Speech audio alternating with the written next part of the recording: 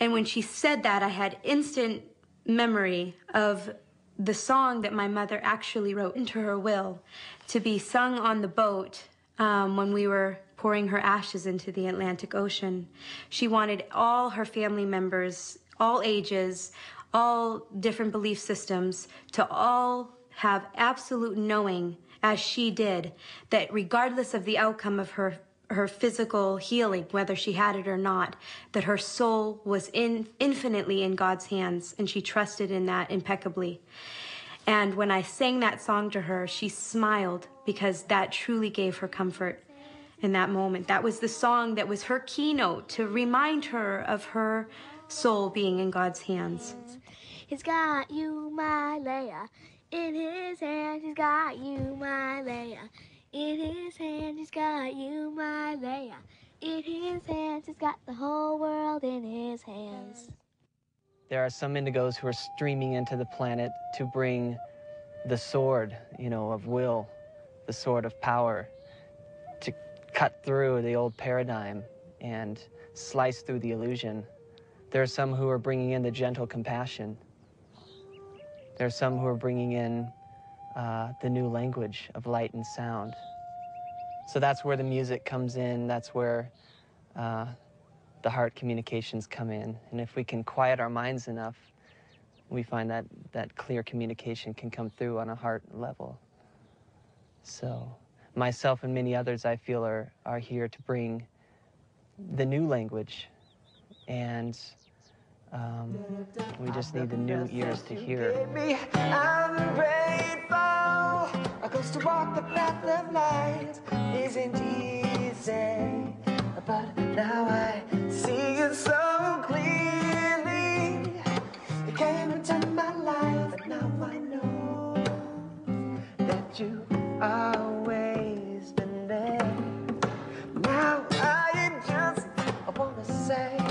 just want to say that I love you. Yes, I love you.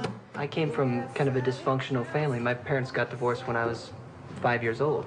So right away it was clear to me that the outside world was not a place I could find stability in or comfort in, even at times. So what that forced me to do in a way was go within myself and find that within myself, and that was my personal path.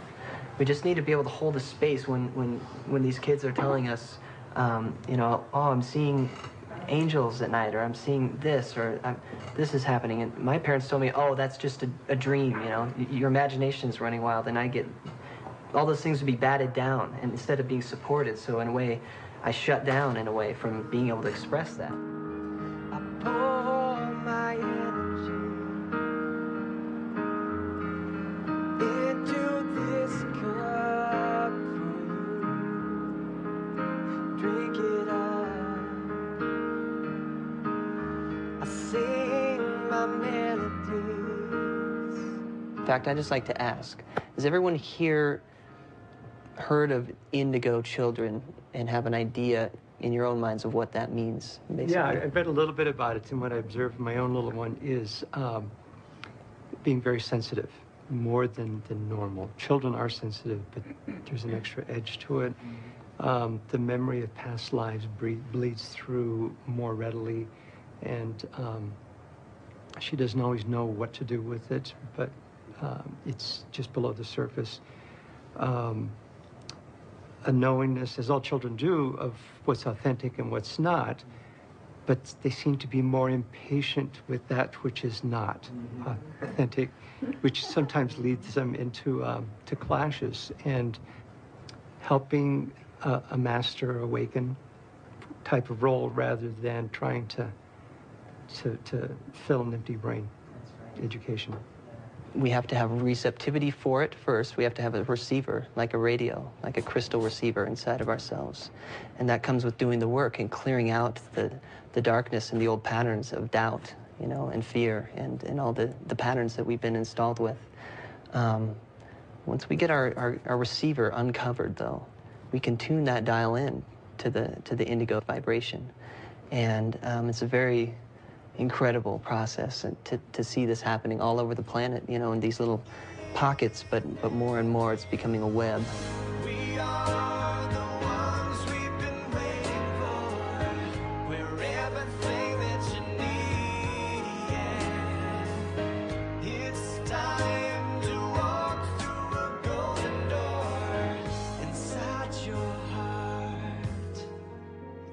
is the key. Why are indigos here? Indigos are here to bridge heaven and earth. Indigo children have access to human experience at a larger level, at a greater depth than most people do. They access the data in a different way, the incoming data of life. And they access data that some people don't have access to at all. And so sometimes indigo children are mistaken or misunderstood to be children with attention deficit disorder or children with some sort of deficit of some kind or another. And in fact, it isn't that they have a deficit, but they have a supplement. They have more, not less. If we have our indigo children mask their spiritual gifts with substances like Ritalin or fast food that's being sold on school campuses for lunch, then we are literally shackling these children. We're putting them into chemical straitjackets. When you're trying to put them in a curriculum in a school system where they have to learn a little bit about everything kind of in a spiral as they're growing, that doesn't work for them because they want to take a subject, grab onto it, sink their teeth in, and go until they've gotten to a point where they're finished with that subject. Then they come back and grab another one. A lot of these kids really need to be in private school or home tutored. So unfortunately, when you're in groups of 20, 30, 40 kids, you have to behave. You have to be able to sit there for an hour, 45 minutes, 55 minutes. And for many of them, that's just asking too much. In my life, I've been diagnosed bipolar, manic depressive, schizophrenic, psychotic. But I had one doctor who, after I had my, quote, breakdown, tried to jump off some buildings and whatnot, he said to me, Miss Kirkland, they're going to probably tell you never to be an actress again, that you're too emotional, you're too this, you're too that. He said, don't listen to them. He said, in Asia, in my country, you would be considered an artist, but in your country, you're labeled. You're, because you're too creative, you're too artistic, you're considered crazy. These kids are being, if you want to say it, sort of tripped into this hyperactivity. It's because they're getting junk food, they're getting, often they're precipitated by having mercury in their environment, mercury in fish, mercury from cogen plants. Some of the older ones have had it filled into their teeth.